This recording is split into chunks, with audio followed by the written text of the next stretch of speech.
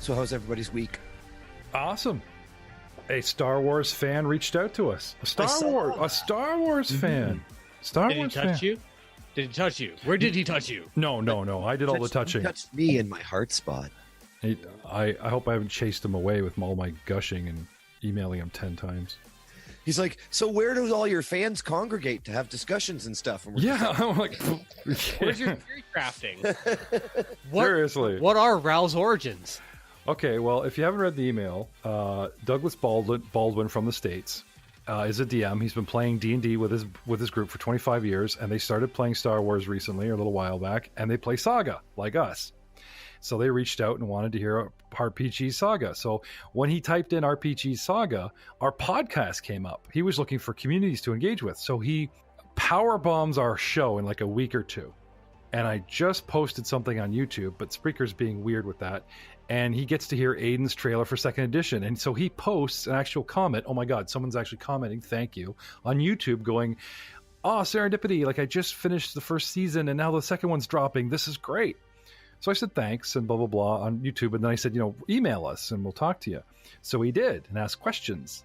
Where's no ship combat? Ooh, we have a 2400 ourselves, because Matt was talking about the 2400 and all this stuff. Boy, you're really making him work for that, eh? Blah, blah, blah. Anyway, a couple things. He really appreciates the voice acting that you guys do. So I told him the funny stories about, how those all came about and how Ryan has a great Russian on his own, but slowing down the track by 12% makes him really fill those 4 squares. But he really likes everyone's effort in voice acting. I bitched about the Roll20 Saga sheets, and I'm like, yeah, I can't help you with that. And, just a couple odds and ends. And he wanted to know where to engage with the community. So I'm like, well, Reddit, subreddit, Glass Cannon Podcast, subreddit us, talk about the Dice Before Dishonor pod. He's like, no, I haven't had a chance to check out your stuff. We're focusing on Star Wars. I was like, that's cool, But there's about 2 or 3 guys I've spoken with, messaged on Facebook or whatever, just a quick back and forth, that mention Star Wars, and that's the show they've listened to, and it's been a while. See, and that's how I know the Star Wars pod is the best pod, because we have fan engagement. Ooh, snap, he went there. I'm just kidding. There's no Star Wars movie. What the fuck? I thought there was a Star Wars movie. Oh, that's right. It got canceled. Oh, okay. But that's okay. Your fearless leader's just switching my ankle going... If they were smart, they would have held off Solo till now. Yep. Yeah. They would. But you know what? I'm just saying, hey, there's no Star Wars this Christmas. Listen to us. And I'm so glad we shot a Christmas special. First, I would like from each of you a tagline, a introduction, because everyone has poo-pooed my hello, everyone. So by everyone, you mean everyone. I mean, you all hate it. Well, it's just done. Hate's a strong word. Yeah, but Robin Williams, which I use proudly. Aiden, what do you got for me? I don't know. Come on. The secret actor, the man who says he's got all kinds of voice acting, I want you to do an impression of me with a tagline that you'd prefer. And I'm going to leave this in. Come on, Aiden. Hello, everyone, and welcome to Saga Edition. That's good, but we're looking for new material. We don't want to hear me going, hello. So what would you have me say instead? You've got to say it in a George Takei voice. What? Huh? George Takei. Hello, everyone. Oh, George Takei, sorry. Hello. Oh, my. Oh, my. Oh, my. It's time for Star Wars. You left the Banshee. It was carpeted. And now you're on this broken down Gathrock 720. Oh, my. Your port door was open. Now it's closed. Port door is open. All right. All right. Moving on. Insert the cargo into my rear loading hatch. All right, let's get off of that. How much are you wanting for that load? Oh! We try to stay unpolitical. We try to stay, well, I wouldn't say politically correct. I'm sure some of our stereotypical voices are offending somebody. How about this? Every time I game with my wife, so that she knows I'm ready to game with her for her campaign, I say, so, where did I leave you? Do you guys remember what your characters were doing? Last time. Last episode on Star Wars. We shot first. You don't know the name of the podcast. There's so many podcasts we have no idea what we're playing. Isn't that what we talked about? You already said, like, just do a quick little recap. We left last week on. Yeah. We left our. Actually, don't say last week. Just say last time. Yeah. Last time on We Shot First. Oh shit, I'm Poser, I'm running down the alley, the shit is flowing, it's coming up there, right? And then there's Old Man Zinn, leaving a store with his ghillie suit with speakers going, oh shit, sorry Dr. Left, well not really, sorry not sorry, I got the sweet new ride, and he stops right on top of a manhole that starts bucking under him. And then 5 minutes later it was, hoodoo! Right? Actually, side note, this could be a entirely edited point. You could actually cut to a random NPC in a random restaurant in a random toilet, flushing the toilet at that exact moment, and that starts the catalyst for this. What have we got going on tonight? Well, Star Wars is the only one where you get to hear my dice drop. And since we have yet to get into the Mummy's Mask or Dwarf the Crown dice, I dug out some nice white, black, and even black with red interior Sith Imperial Stormtrooper dice, I call them, for the Empire. Well, I personally hope they roll like shit. They're weighted to roll ones. For the Empire! I dropped 2 white D20s, and I shit you not, they're both 20. Sweet. They're not Stormtrooper Stormtroopers. system now. Yeah. Just Throw those fuckers away. It's funny because they came right to the front of the tray, and it's like they're side by side. I got to show you this. This is like, Those are Vader. You got a glass of water there somewhere? No, I'm sorry, I can't help you. Yeah. So no, those are Vader's dice. Because what do you think Vader rolled when he chopped Luke's arm off? I will get around to testing my dice. Just I don't want to taint my drink. Yeah, but at the end of The Last Jedi, what do you think he rolled against Obi? Yeah, right. Critical fail versus a crit. Oh, I can take off 3 of your limbs. Even Obi-Wan had the common sense to draw a pistol against what's his name at the end of episode 3 or 2. Oh yeah, again 3, and it was against Grievous. Thank you. Okay, shall we begin? I think it's time. Indeed. Let's finish him. Fatality. All right, everyone get their mic adjusted, so I'm not hearing any banging because that's still killing a lot. I could take these really good polished tracks and I could combine them and save me fucking hours if you guys weren't banging, because you're banging. I got to keep them separate, and I'm burning a lot of editing time. So again, what Jeffrey would like for Christmas is stop banging on your fucking microphones. And shifting them every 3 seconds, okay? When you got to get up, mute. You got a mute button. And I'm not talking the one on Zoom. I'm talking about the one on Zcaster. Mute it. Mute. All right. Frank, just so we know, you're still the redheaded stepchild that we all love. Well, love's a strong word. But I would go with stepchild. There you go. Tolerate the stepchild. I was going to say, he's more like the one redheaded soul that I think actually has a soul. No, he took it from someone. Oh. Well, it's still his. He has a soul. Is that... Old Man Zinn's ghillie suit actually. He works in the medical profession. He probably has several. That's called having plan B, C, and D. Yeah. I'm going to collect all that business right out here. Hold it in my hands. Look at all my souls. Shoe store. Do you have any souls? Yeah. Who's getting into heaven? This guy. At least one of these has got to be good. One way or another. Be like, what was that dude's name from Mummy's Mask? Or not Mummy's Mask, excuse me, the Mummy. He had like one holy symbol from every god. Benny. Oh, yeah. Benny. Your strength is my strength. How about this soul? No, this one. Yeah. This one. And then that was the best analogy for religion that I've seen. Yeah. And then he holds up like an Egyptian or Arabic symbol, and the mummy's like, "Oh, you speak the language of the slaves." And I was like, "Oh, well, I guess that's kind of politically true in the time era." But the best line is he's like, they're all holding the line at the beginning of the movie, and the guy's like, "Get steady," and Benny looks at him and goes, "Your strength is my strength," and then he bails. Benny, don't close the door. Benny, don't close the door. No, yeah. That's awesome.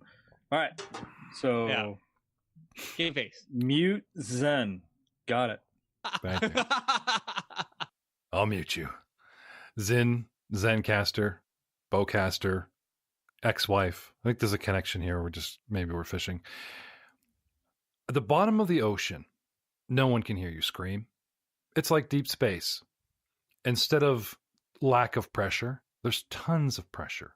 So imagine how thick the Durasteel clear glass bubble of the city that it contains. An entire city on this planet called Aquarius, where all sorts of aquatic sentient races enjoy commerce. They're not thrilled about the new presence of the Empire. And then one fine day, after you schleps showed up, deeds of ownership have been changed. Alleys have become dangerous. Their sewers are backed up for no good reason. I mean, if you think somebody could build a good sewer system that can run a city underwater, it would be a bunch of squid-like, tentacle-like, fish-headed people. The names escape me. And all you guys wanted to do was buy a car. I really fear. I mean, we haven't even gotten into season 2, A Wretched Hive. I haven't scrolled any white, yellow letters across the screen yet. We haven't been debriefed about something called the Sarlacc Project. This is like the OVA series. I shouldn't even call this season 2. You guys should be on the end of season 1, and we've come back going, here's some OVA and a bit of a Christmas special, our homage to Star Wars. This is our chance to put out Star Wars material, because this year, I hate dating stuff, but this is the year that Solo came early, and episode 8 or 9 or whatever it is not coming out yet, and there's a Boba Fett movie in the works. And it's November, and we're getting into December. We're going to try and drop a bunch of episodes to fill the gap, to fill the void for Star Wars fans that know that old school is the best school. But you guys aren't going to school. You're all being hunted by truant agents, and you're making a mockery of the school. So, enough screwing around. Rahal, it is time to gather your men. The ship checks out. If there is something wrong, Merrick assures you that together we can fix it. Excellent. So I'll get up on the comms. Hey, fellas. I think we're just about ready to head out here. If you want to meet us at Docking Bay 47, I think that's what you said it was. We'll load up and rendezvous back in with the Resurgence. I'm pretty sure there should be some letters in there. Let's say Docking Bay HK 47. HK 47. Oh. For those in the know. I promised I wouldn't say that anymore in Dice Before Dishonor to try to rope GCP fans and GCP Nation. So now I'm left to for Star Wars fans, for the diehard ones, you know what I'm talking about. Yes, you do. Sweetly. Dr. Leth, I believe we were looking at bureaucracy rolls of a 28 recently for you, as you reflect the red tape and sort of paint a vivid, bogged down, career stunting picture for this Imperial stooge if he really wants to process you, and you were released back on the street. On your belt is a comlink. Beside it is a pistol. And your last thoughts are of Zin, who fled the scene and left you literally holding the proverbial bag. What do you do? Oh, well, I would pick up my comlink and continue on my way. I presume at that point I have my computer. I can easily make necessary arrangements once I get back to my compatriots. So I shall get back on the comlinks and start heading over to wherever they happen to be. When we started this campaign, off the books, off the record, each one of you got something that in no way a first level character should get. Shout out to friend of the podcast, Douglas Baldwin, who recently emailed us and said, hey, I'm playing Saga Edition 2 with my guys. My guys have been playing for 25 years. We have the 2400 as well, as Matt talked about for several episodes. But we don't have the 2400. And he was like, man, you're really making them work for that ship. And it's like, yeah, but we've discussed this. There's no real rules about like when you should get a ship. Should they hand you one? I believe that those who wrote Dawn Before Defiance have handed you, gift wrapped you, Captain O'Keefe with skill and Crash, her droid, and this lovely carpeted Banshee yacht with big guns on it. You know what I'm talking about? Well, we did. And what do? You're on there for 5 seconds, and your fearless leader managed to insult the woman, her best friend, unconscious, that you barely saved. If you didn't have a body, she probably wouldn't even let you on there. The relationship with this captain's been rocky, thanks to Nathan Fillion, who is technically her superior, because the woman is a freelance, free runner, merchant trader. Nathan Fillion? Oh, right. We're cutting her out of the picture. You bought your own ship. It's a flying coffin. Another thing Mr. Baldwin enjoys is the feel of 5 guys in a freighter that you screw up some piloting rolls, it's death. Because the Saga edition, I don't say it's broken, but it is heavy on the Jedi powers, and it is really, really harsh with this whole -5 + 5, -10 + 10 dice roll system that is sort of circumvented the original D20 +2 +4 kind of thing. You screw something up at a -5 or -10 to a roll, that's harsh. You screw that up in space? Well, like I said, you're at the bottom of the ocean. And just like in space, no one will hear you scream. Good luck. So, Rahul. Yes. Rope them all in. One by one, they start showing up. I don't let Poser on until he has a shower. He smells like Dookie. First on the scene is Dr. Leth. I believe we are currently in the harbor, correct? Okay. He gives you directions. Is there a way for me to contact Captain O'Keefe? I should like Arthur returned to me at some point if we are leaving on a ship. I'm sure we can meet up with her, because we gotta get in touch to get the coordinates for the resurgence. So don't you worry about that. That's first order of business. She dropped you at Aquarius and bailed, and has either gone back to the Resurgence, which is the Nebula B frigate, captained by Nathan Fillion, because I've already forgotten the guy's name. No, when we left, we were told to get in touch with her for the coordinates. Captain Verena. Verena, yes. Captain Verena, played by Nathan Fillion. And she said, get back to the surface with your ship, give me a call, and they'll send you coordinates, but they're assuming you have your own ride home. Right, we do. And Arthur is on the Resurgence. So when you guys go back to the Resurgence, at the very least, pick up your droid, go on your merry way. But listen to their offer first. Well, of course. Well, we're going to have to, we're probably going to get to the Resurgence and not have much of a choice. Yeah. Well, we've already seen what happens when we put down the campaign and just let you guys run amok. I mean, feelings and things get hurt. Oh, we haven't even started running amok yet. Good things happen. Yeah, I know. The city should burn. An underwater city burns to the ground. It just because just a bubble in the ocean. How could that happen? It didn't burn. It got flooded with poop. One bubble comes up. There's 2 stormtroopers. Did you hear something? I think that was the end of the city, And then breaking the surface is the... Have we named our ship? Does this ship have a name? Did you ask? We did. No, we did. We did, in fact, name it. I believe we went with Archelon. Tortuga. Archelon, yeah. Archelon, yeah. It was an ancient form of turtle. The giant turtles that all turtles are now descended from. Right. So the Githrak Industry 720 actually resembles a giant sea turtle with its sort of front fin, stunted-looking engines in the back and the whole sort of arched main cabin, I guess you could say. It does resemble a giant turtle. So you guys went with the Archelon. The Archelon. Okay. So you come aboard. Dr. Leth comes aboard. And... Oh my. Looking around, he sees the rather disheveled appearance of the walls. It's okay. Is there a section that I can set up in that won't fall on me? Oh, right, yeah. Come over to this way. Now, which was the docking bay that had the tanks in it? It was the docking bay to the right, if I remember correctly. Left. It was the left, my bad. This one here. So I bring him down over to the entire bay. And I'm like, here you go. I mean, you're going to have to put in a bit of elbow grease to bring it up to spec for you, but I'm sure there should be plenty of room for you to set up shop. Oh, I see. Well, we will need to purchase a Bacta tank at some point. I'm sure there's room. There you go. One tank. That's One not tank. It's not a Bacta tank, though, is it? It's just it's a tank for like the. No, he actually gave us a tank. No, okay. Sorry. Didn't notice that. I'll take the Sherman. Yeah. One tank. Uh, There you go. Funny story about tanks. Did you know that the German Panzer tank was actually designed by a Russian? And the Russians didn't want it because they thought he was some sort of traitor. And then the guy that actually, the famous Russian tank, the T-34, was actually designed before the war.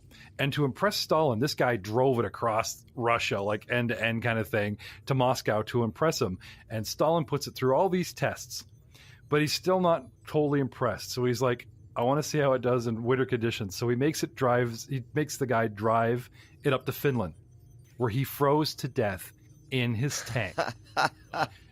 Stalin's impressed, and the T-34 started its assembly line. Like, talk about going the mile to get your product going.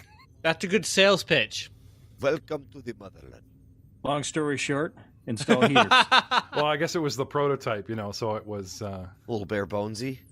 Yeah. Yeah. Engineering contract did not cover heater. But they used that T-34 chassis for a great deal of tanks throughout the war, and I think even post-war. It was a good chassis. There's a proper looking tank. Though this, I guess, looks more like a Propane tank. fuel tank that you'd find on the back of a tanker truck. A tank is a tank is a tank is a tank. There we go. Now we know that there's a tank in this docking bay. There you go. Sweet. So, Is it full or empty? It was full. yeah, it's full of something murky. It looks old. It looks very thick, but it does look like there is sort of a clear window that you're supposed to be seeing through. But the portal, it's very dark in there. That's porthole, not porthole. Yeah, window in a submarine kind of thing. In between. As long as it's not a screen door. Dr. Leth, can I have a engineering, you life prefer? sciences? What do you got there? Identifying We could medical do machine. mechanics, technology, or I'd life have to go science. with technology, or a very a higher DC Well, life knowledge, sciences would also technology of 15, and a higher life sciences role of 21. Okay. This tank, or should I say tanks plural, okay, has a bit of a dual purpose. Okay. It looks like a tank array, I guess you could say. There's table, bibs and bobs, pipes, all this kind of stuff, right? And as Merrick assimilated, there is sort of a special system involved which runs lines along the wall and bored through the durasteel plating and over to the main engine, reactor and all that stuff. Okay. But it's not hyperdrive fuel. It's not an actual bonus fuel tank or bonus drive. It's an actual life support system and an integrated, what would you call it? Hooking your computer up to the, you have a computer in your car, it tells you all kinds of stuff. Internal computer? Do this, fix this, your window washer fluid's low. Yeah, but it's not a computer. One of those tanks is a Bacta tank, which should hold a life specimen. Well, that's certainly convenient. Makes one purchase less difficult in the future. This room will do perfectly fine. Now,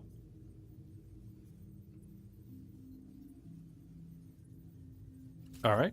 So you don't share these findings with Rahal? The fact that we may have a fuel tank that runs on mermaids? Or some mermaid might be running our ship?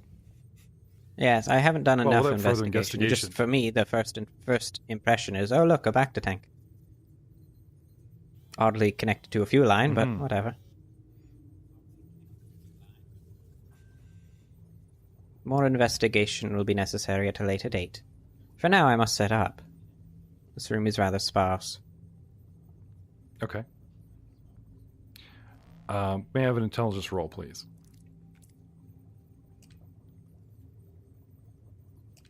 I don't know why that went twice, but 20. Okay. Your house goes dark. It's okay. You have a generator. Your generator, you don't set it up in your living room. You don't stick it next to your furnace. It's out back or it's in the garage, and you run lines from it to what you want to source, yes? This is a docking bay. It's the closest thing to a storage closet or, away from everything that you can get. And there are lines running to systems and running to the engine to these auxiliary tanks. That would be your best guess.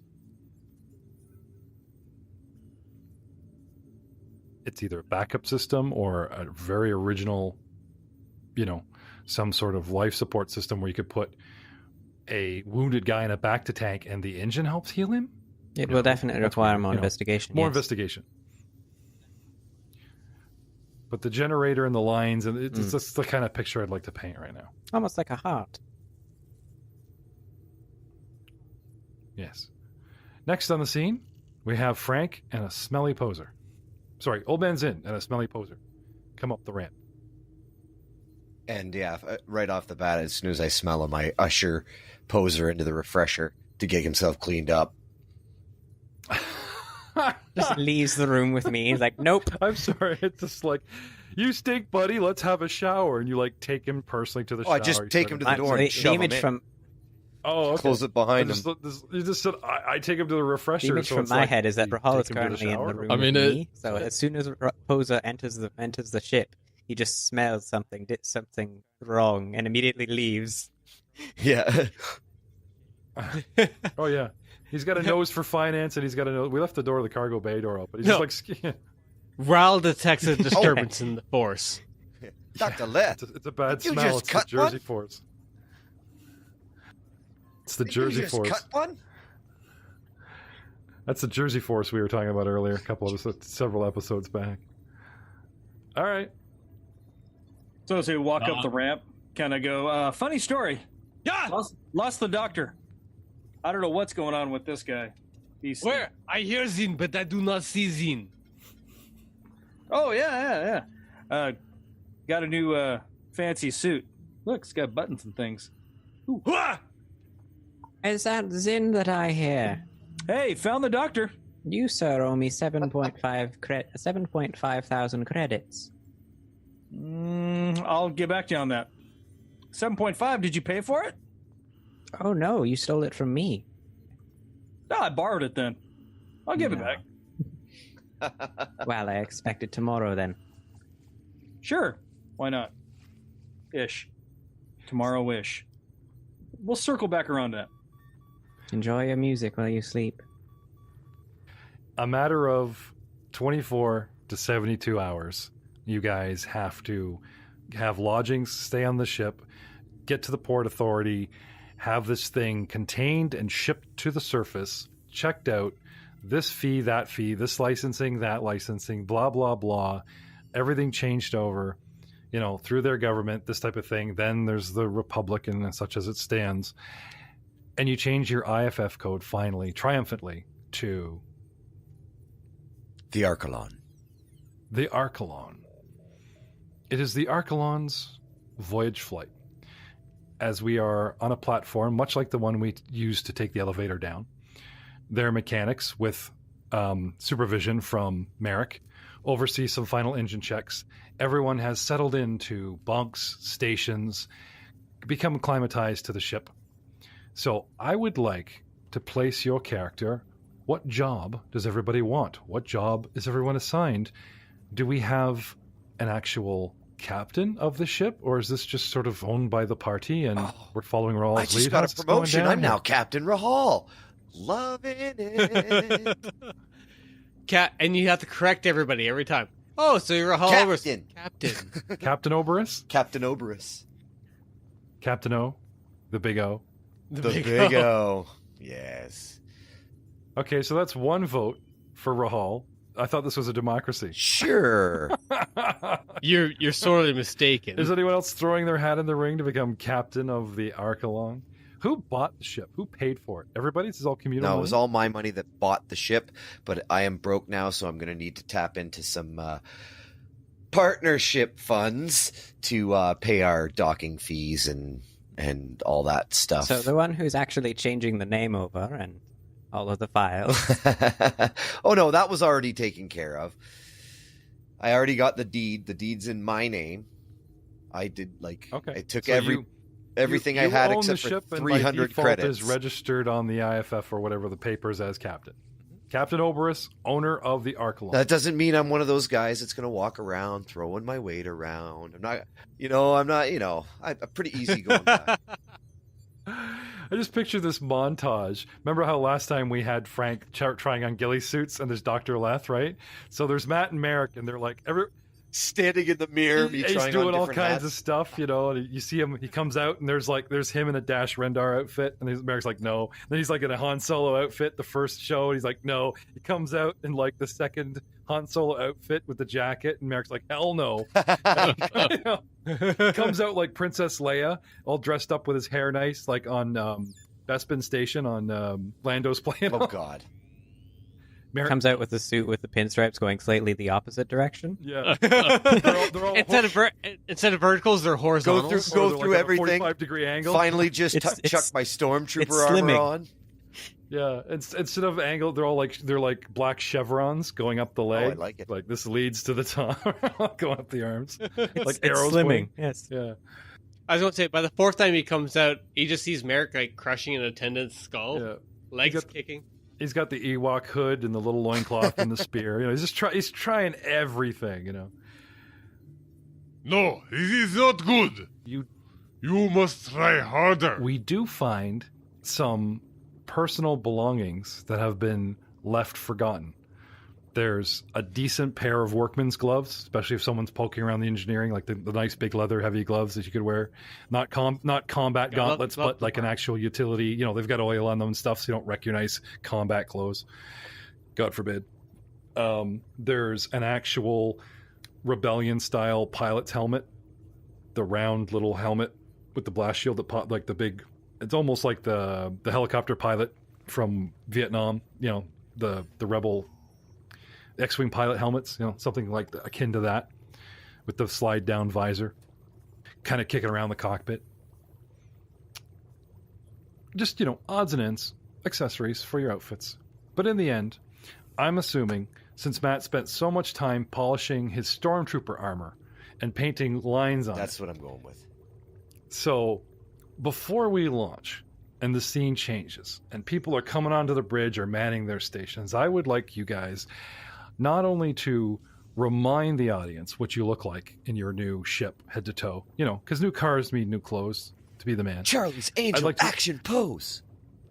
I would like you guys to reveal something new about your third level character that you've taken that might actually help you aboard a ship, a feat, a talent, something you've foreseen. Now, a lot of this we said we were going to role play it out instead of having the We Leveled Up episode like we do in other podcasts.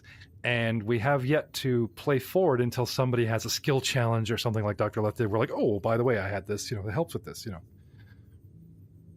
So let's start with Rahal Oberus. Captain Oberus steps out of his cabin and heads towards the bridge. Would you describe yourself, sir?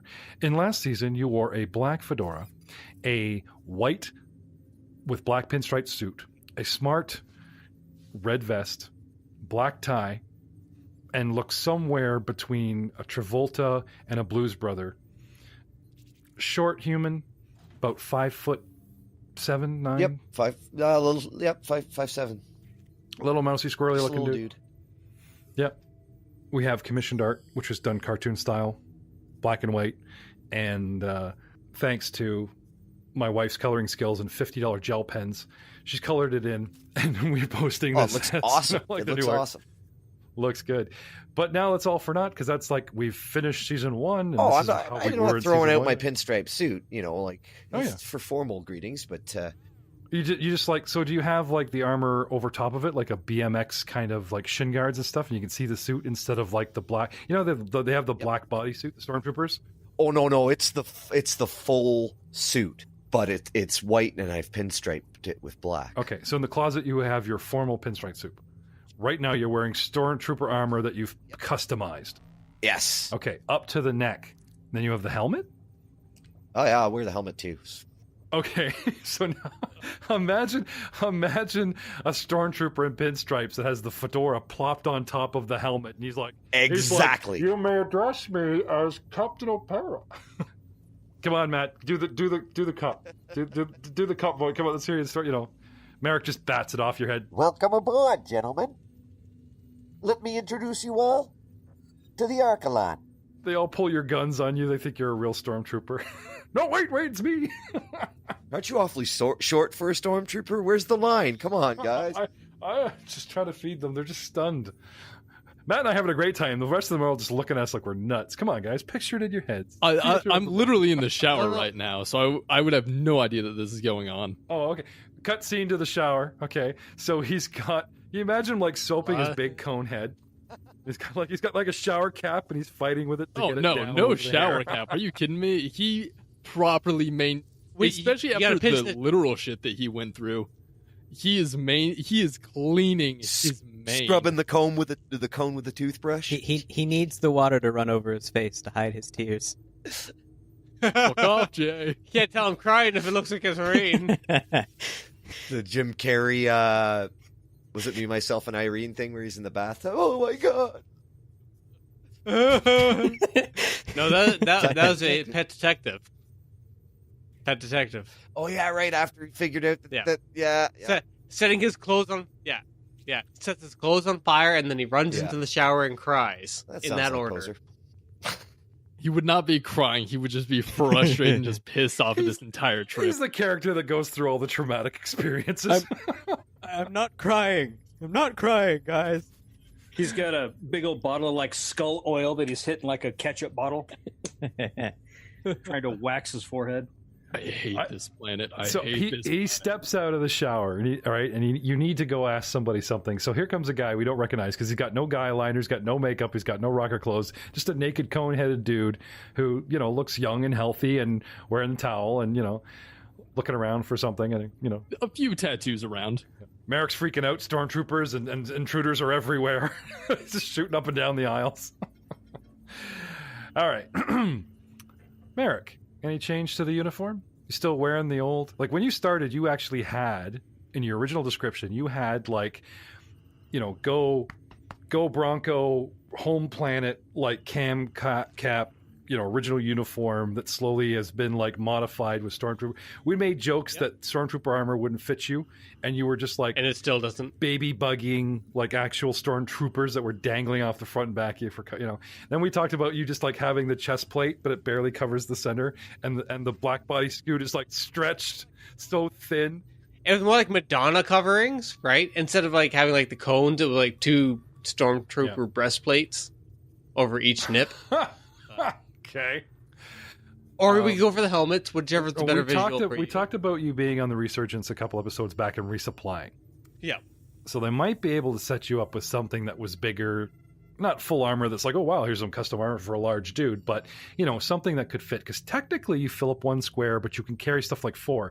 You're a big guy. Yeah, You're not considered a large creature. But I am big guy, but not big guy. Exactly. So we might be able to set you up in, custom fitted Eldoranian security armor. Long may Eldoranian reign. What do you say, man? Wear the blue? I have one question. What? Is it power armor? No, of course not.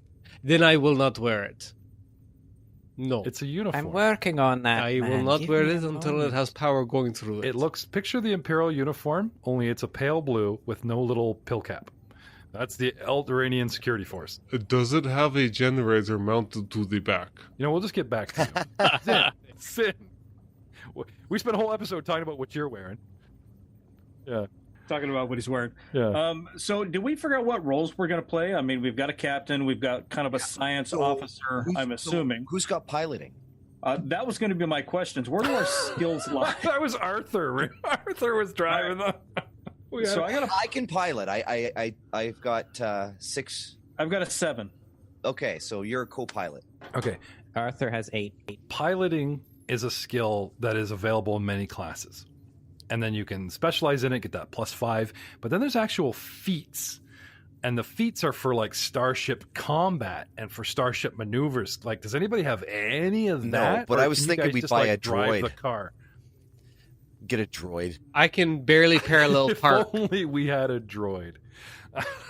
No, in the future. I mean, like, we're going to obviously do our best to not get into any interstellar conflict.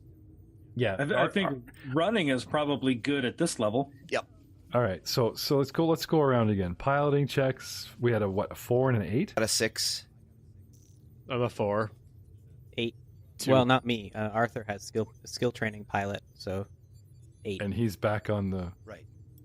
Not here. here. We need to go get him. Back on the Nebuchadnezzar. I wanted to say he's back on the Resurgence, the Nebula B frigate.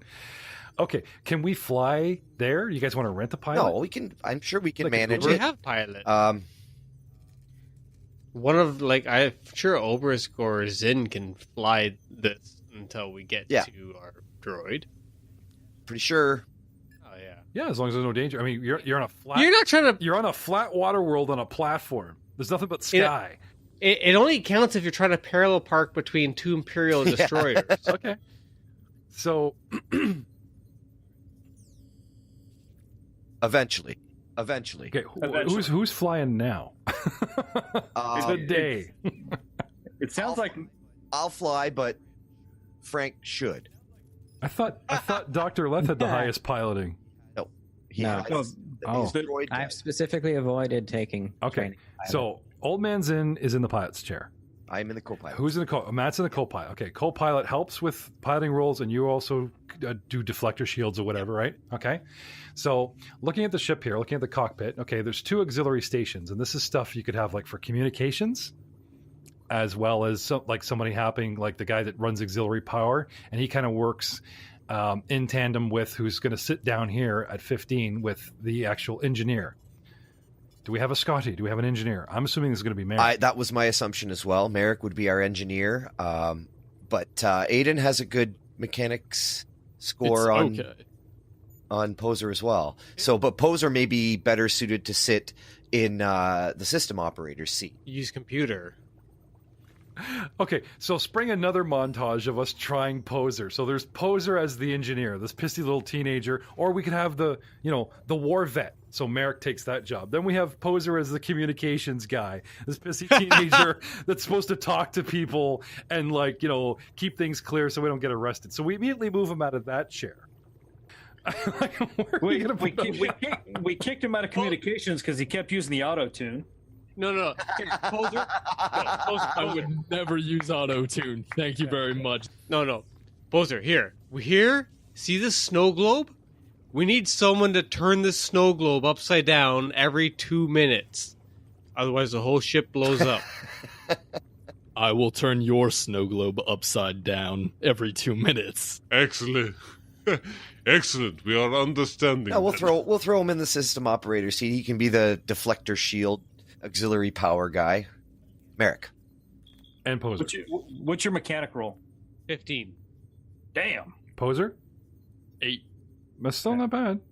No, it's not bad. Do you have Arthur's sheet there, Jay? Can you... Yes, I do. I know you can't do it right now, but while we're discussing this, Arthur's number should come up. Because we may have a surprise for you for Arthur in the future, but we'll see. See how that goes. And the Doctor and Arthur use were computer, hacking slicers, I assume. Yeah. I also can use computer. Right, and also Captain Oberus was our sort of backup nurse to help with the medical under Dr. Leth as well. Episode 4, Dr. Leth was, and 5 with those guys doing surgery on. It was such good. Those were the days. Back before life was so complicated. Was that before? Well, before some people started tossing bombs. Or was for that every as answer. life became complicated? All right, boys, place your mini at your station. It's time to rev up the engines. So 15 is this is my chair. Should I just, like, go to a bed and just sleep there? Because I feel kind of useless at the moment. I'm not sure. With your snow globe? Sure. Dr. Leth, you're not going to grace the bridge with your presence? You're going to play around in the... Am I needed? I don't know. It only takes one to actually pilot this ship. What's our crew complement and our skeleton crew complement and such? Isn't that one of the beauties of the ship? Is it can actually run with like a low crew? If I remember. Like there's 20 beds in here. Like you guys have like 4 cabins holding 5 beds each. You have 20 dudes running around here if you wanted. So here's an interesting question: Do we want to hire ourselves right out of the gate, or just leave planet? Oh, do we want to pick up a passenger? No, we're heading back to the Resurgence. Excuse me, sir. How would you like to go to deep space, undisclosed location to the Alderaanian fleet? Ship number 1. The flagship. You can make a pit stop. Yeah. No, we hire them and then we jettison them. You mean you get them as a client to hire you and then jettison them? Correct. Payment pending. No, pay in half. Any cargo we want to and the Archelon becomes nefarious. You know, my dying breath, I pull up my data pad. Yes. Curse you, Archelon. That's not how space works. Yeah. You dead. You dead. Immediately. All right. So as we see here, Poser's in the bridge. We've got Rahal and Zin flying. We've got Dr. Leth checking out his new lab or mucking around in that very interesting cargo bay. And we have Merrick on engines. And we start everything up. Systems check, right? Yep. Get going. Okay. Poser. I'll start flipping buttons and pushing knobs and look over to Rahal, pointing at the ignition. It's this one, right? Get you messing around, and I flip the switch and push the start button. Flip switch 1, Yep. button 2, flip switch 3. So Poser, well, these two are getting acquainted with the cockpit. You're sitting there. And you're sitting in a chair in an auxiliary station, and you notice that it's been modified. Sitting where the keyboard should be, this is not a user-friendly. Now, first you think Merrick's just screwing with you, like, you know, here's your snow globe, and he disconnected the keyboard so that you can't do anything to any system. And there's a monitor showing what it's doing or whatever, but all the sort of human interaction station's been gutted. And in its place is what looks like this auxiliary terabyte drive, the nice little black shiny monolith box that's got the power and the USB and the whole, you know, and it is it's approximately, you know, like 8 inches long, 1.5 inches tall, about 4 or 5 inches wide. Okay. No, besides the ports for power and for, you know, capacity or whatever. Okay. Anyway, it's plugged in, but the station itself is all manually shut down. And it's weird, you know, technology roll, mechanics roll to hook it back up. But the ship is starting or whatever, but it's not, it keeps stalling. Like they flooded it. All right. Knowledge technology of 13 and mechanics of 19. Technology, you're pretty sure, like I said, this is some kind of storage unit system, something backup, but not really sure what it does specifically. It just appears to be, you know, best guess. Mechanics 19, yeah, you know how to actually get this thing up and running. All right. Well, then I shall do that. So he turns on the computer system, the auxiliary system that is this workstation, gets it to reboot, and it does. It does, you know, like the little Windows sign shows up, you know, Windows 96. Oh no! Shut it down quickly! You know, we've made a mistake. It's like wait a minute. Did Windows start at like Windows 98? You know, it's got the flat cursor that flashes and the analog dot. You know. Yeah.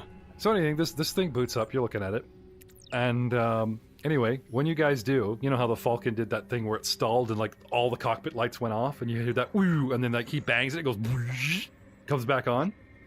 As soon as this computer screen comes on, it's almost like it's a breaker. It's almost like it is the missing puzzle piece to connect the two hot wires, and everything, just the whole cockpit lights up. The guys in front of you are congratulating each other. Zin continues to put his stickers on special systems just to remember. This one starts, and I put a sticker on it. And let's go.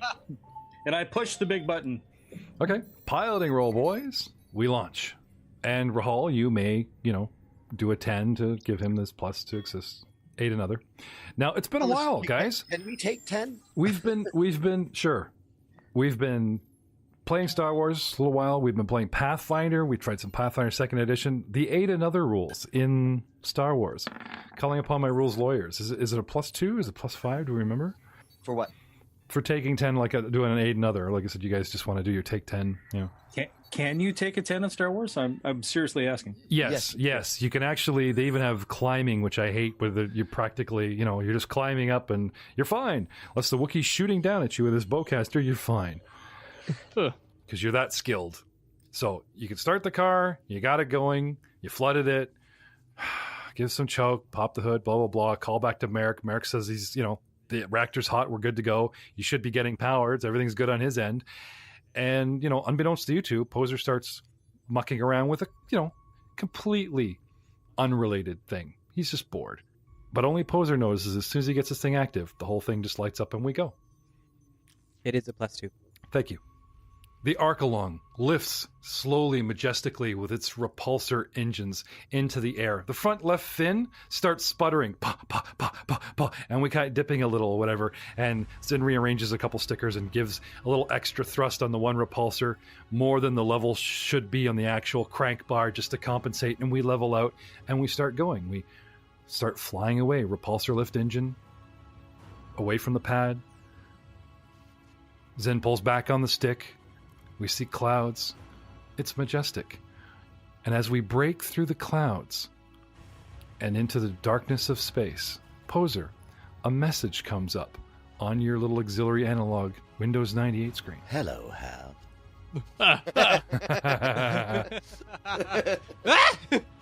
It says, "Do you want to play Sabacc?" What's Sabacc? It's a famous Star Wars card Space game. poker. Would I know what Sabacc is? Rhetorical question. Yeah. Okay. It's the game that Han played Lando to get the Millennium Falcon. It's the most famous. Yeah. It's the card game. It's space poker. Yeah, space poker. Sabacc. Do you want to play Sabacc? All right. I'll turn to Rahal because despite my nature of just saying fuck these guys, like they put me in this position, let me just fuck around. I don't want to fuck around too much, especially with something that I know turned on the ship. So I'm going to turn him and be like, You suspect. The DM does not say it actually happened. I was just lining up a coincidence. I did not. No. I realize I am playing it from the part of Poser. Okay. So I'm gonna turn to Rahal and be like, you might want to take a look at this. I flip a couple switches just to engage anything that needed to be engaged. Turn the seat, stand up, and head over to where Poser's sitting. So you come over the monitor, right? And he's just looking at a blank screen with that one little cursor by itself. Now you remember that guy's this? Playing Gallica. Oh yeah, that's right. I saw that little device when I did my tour and checked it out. Yeah. So he's got it up and booted. No message. Poser, you swear a second ago it asked you something. Maybe you actually leaned on the space bar, had it, Well, you just said there's no keyboard, so I or can't lean on the space bar. But yeah, that's true. Wait, so the message is gone now? Okay. So. Yeah. You turn towards Rahal. Rahal goes, "Give me a second." Engages some autopilot crap. Zin starts trembling, but no one sees. And then, oh shit! He's only halfway through his stickers, and Rahal abandoned him. So now he's just we're just flying straight out of the atmosphere. So yeah, I'll get up, walk over, and take a look at the cursor flashing on the blank screen. Oh, yeah, but this was all dead. So Poser, the genius, got it up and running and worked great. Yeah. Oh, I noticed that thing when I was doing the first tour. Wasn't quite sure what it was for. Nice to see you got it working. What's it do? Not sure. It comes up across a message, and in the galactic basic, and then in binary, and then in a whole bunch of other languages, and it just starts filling the screen with every language you guys have ever seen, and a bunch you haven't. Just starts scrolling so fast. Like at first it starts galactic basic, then binary, then this Bothan, what does it and then say? this and this. Right? What does it say? It says, System reboot confirmed. Upload in progress. Upload? Yep. Okay. Stand by. And instead of like an upload like a bar, this thing just keeps repeating the message. But maybe it's glitching because it just starts, you know, when you actually forget and you lean on a keyboard, it just starts filling your screen with A, and you forget about it. You look back and it's like it's just kind of scrolled and filled. Like it's almost stuck in a loop. That's what seems to be happening. It is Galactic System 98. I mean, you know, it's full of bugs. Yeah. We'll have to take care of that when we get back to the Resurgence. Speaking of which, where's the comms on this thing? Go back, sit down in the co-pilot seat, find the comms, and call Captain O'Keefe. Is that her name? This is Rahal Oberace of the Archelon. Looking to talk to Captain O'Keefe of the, what's her ship called? The Banshee? Screaming Banshee. Message going out. No response. Check things. There's an indicator light that tells you that your dish, your communication dish, has power. Okay. And it's off. So your dish is down. Okay, so I will go over the comms. Hey, Merrick. Yes, boss. Our communications dish seems to be down. Can you find out what's going on with that? I can look into this. By chance, did Poser happen to touch something? Yeah, but he got something working that wasn't working before, so I think it's okay. Oh, he has done good. Has he turned snow globe? Just shakes his head. Sure he has, buddy. Sure he has. Very good. I'll look into communication disk. So you run a systems check from here, and the dish has been like shut down into like what do you call it? Like, say the bell guys come out to play with your dish or whatever, they turn it off so that they can muck around with the actual cable. Yeah. So there's something going on in the system, which is as a safety or as a like, oh, while I'm running this, you can't use the telephone. You know what I mean? Yeah. So that's what, from your analysis from your station, this is what you get. It's not a repair. It's not I got to go do a spacewalk or something jammed. It's gone into like an idle mode, and while something else is running on the ship, you do not have access to the dish. Raul, come in. What's up, buddy? It seems it is going to recalibration. Seems differences in atmospheric pressure has caused it to have to readjust itself from deep water to deep space. All right, that seems to make sense. Thanks for looking into that. Flip off the comms, look over to Zin. All right, Zin, just bring us up into a stable orbit. Orbit? Yeah, sure. As I finish filling out my sticker, push to talk. Excuse me, lean over and put it on the dial where Rahal is. There's just sticky notes everywhere. We get out into space. You guys need to contact O'Keefe with coordinates before you put them in the hyperdrive to do the jump. So now we're just sort of in orbit around Aquarian. Okay, I was gonna say you was gonna like point towards Felucia, kind of just point it east on the map and just second star on the left. Oh no, I won't go anywhere. Like the calculations involved in making a hyperspace jump aren't something you can just like kind of start heading the direction and adjust it as you go. It doesn't work. No, like but what that. I'm saying is you can kind of fly away from world and Imperial presence and stuff and just kind of be like out, you know. Oh, Imperial presence. You yes, stay that's in right. Orbit. Yes. Well, you know. No. Okay. I kind of holding up two fingers to make like a right angle. Yeah. As I stare out the cockpit window. Well, he doesn't have to floor it. You know, Aquarius is slowly getting smaller in our rear view, as it were, but he doesn't have to floor it. He can just do the 1/4 impulse engine, you know, that way. Okay. Just put her along until we make contact through deep space communications. Poser, this message pops up on Windows 98 at the end of all the gobbledygook, and then the screen goes black and goes back to that single cursor. So do we all see anything on monitors? Because Poser's monitor displays this monitor. message and then goes black. Rahal, it just finished, and it said upload of AIEDEN complete. Assume it's an acronym, but for what, I'm not sure. Oh, you know what? I asked the guy who sold this to me to make sure that the hyperspace coordinates was the most recent upload. Maybe it just hadn't finished yet. All right, well, let's see if these comms are working now, and I'll check to see if I can hail you the guys van. should see how freaked out Willems looks right now. Not only did he not believe me episodes ago when you guys ran into Lieutenant Aiden and he thought I was fucking with him, and I had to show him the module that there was a Lieutenant Aiden. The fact that an acronym, not even, and he's insulted because it's not spelled the way he spells his name.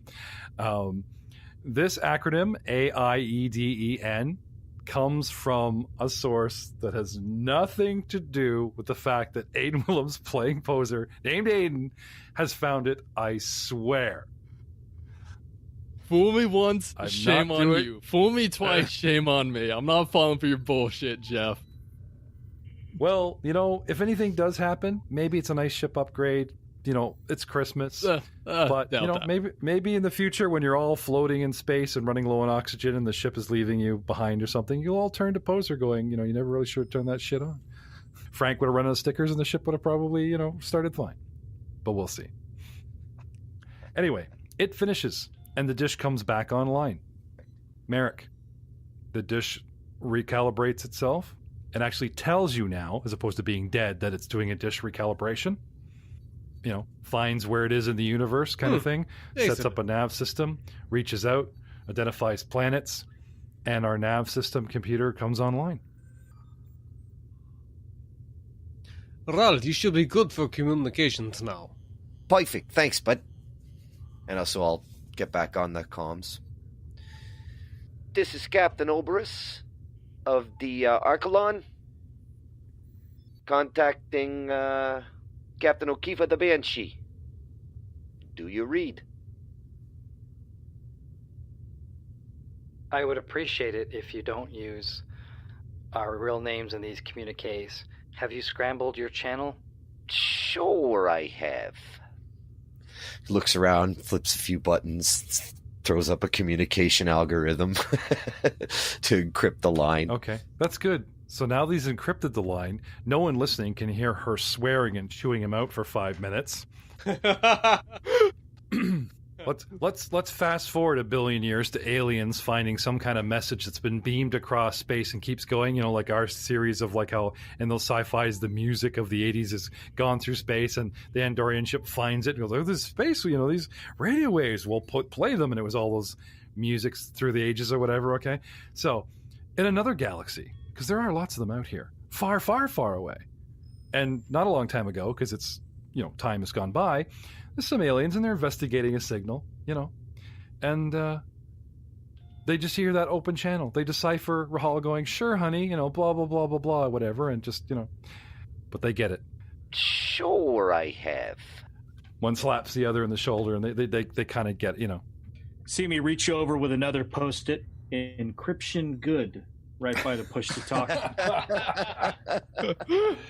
He posts the actual breaking code, right? Change letter every 5. Just stick it on the dashboard. They'll never figure this out unless they take your ship. Once the line's encrypted.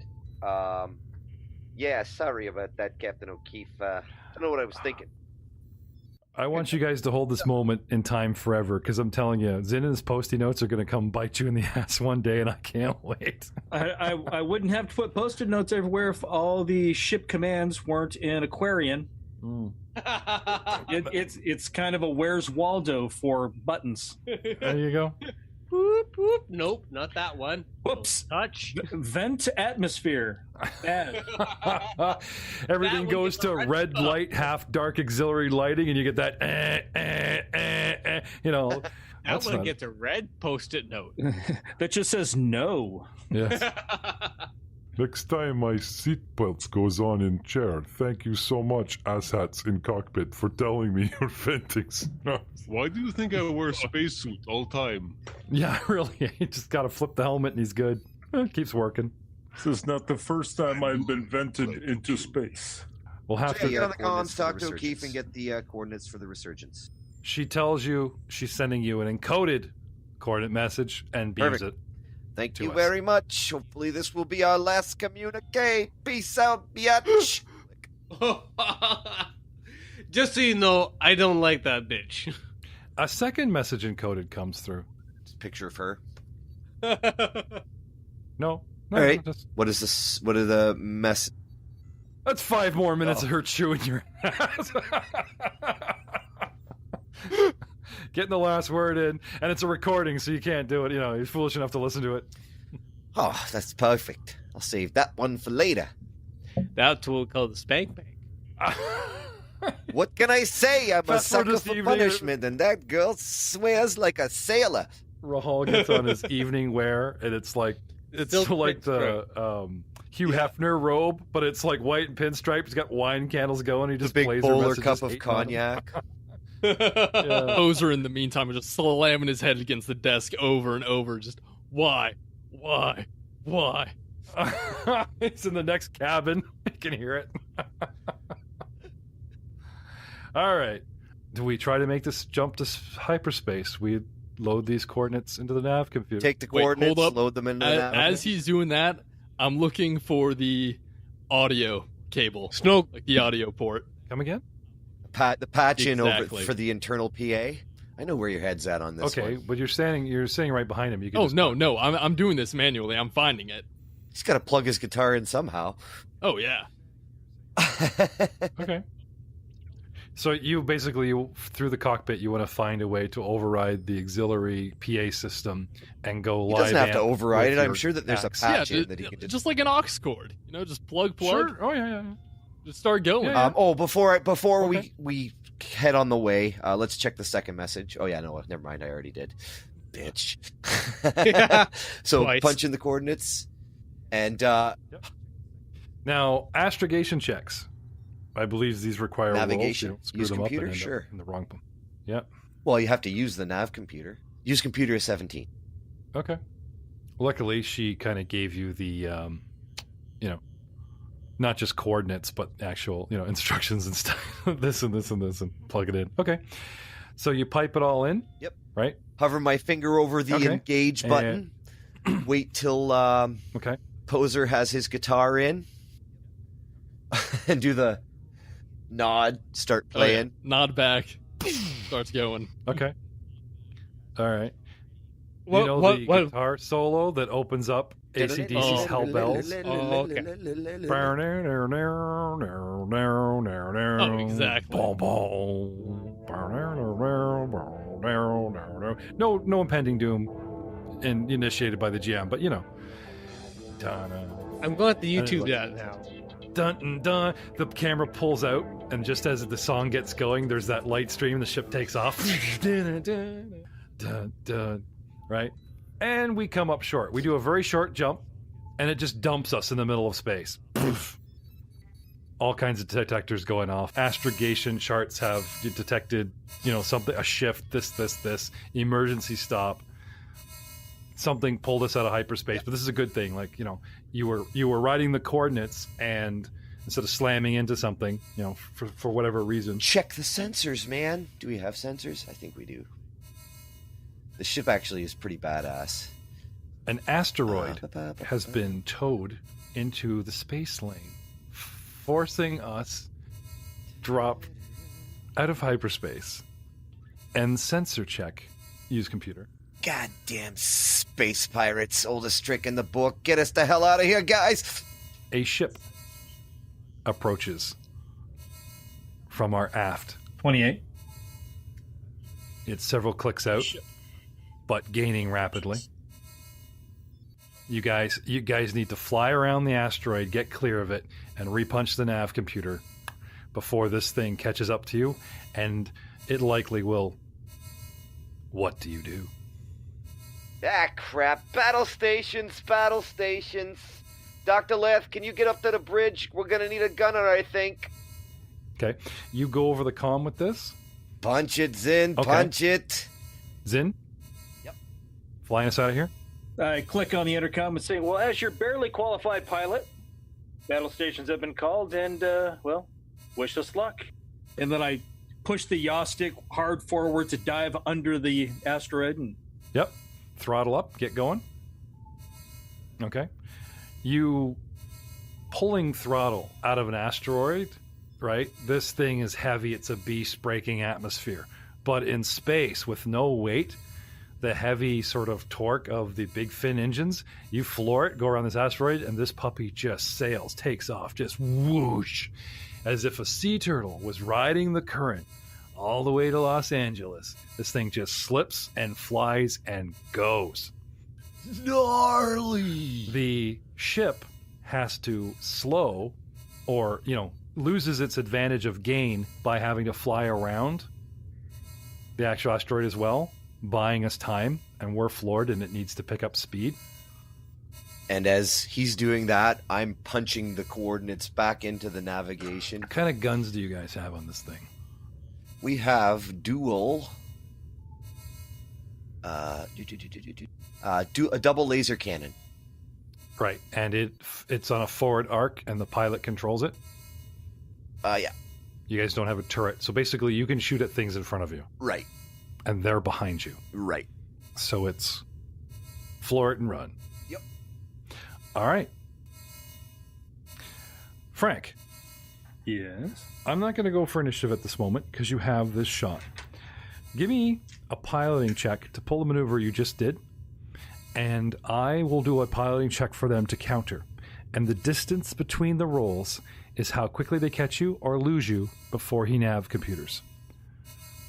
Okay. If the distance is like 5, 10 or more, you guys are gone. If it's 5 or less, we go to combat. I got an 11. Natural 1. Yes. Yes. Natural 1. I don't even know if we were recording there. I was showing them my white Stormtrooper dice. I dropped 2 20s. They came up double 20. Matt says, yeah, burn them now. First roll of the night on a white dice. Natural 1. The difference being 10. We are gone. Woohoo. And the music continues to play from Poser.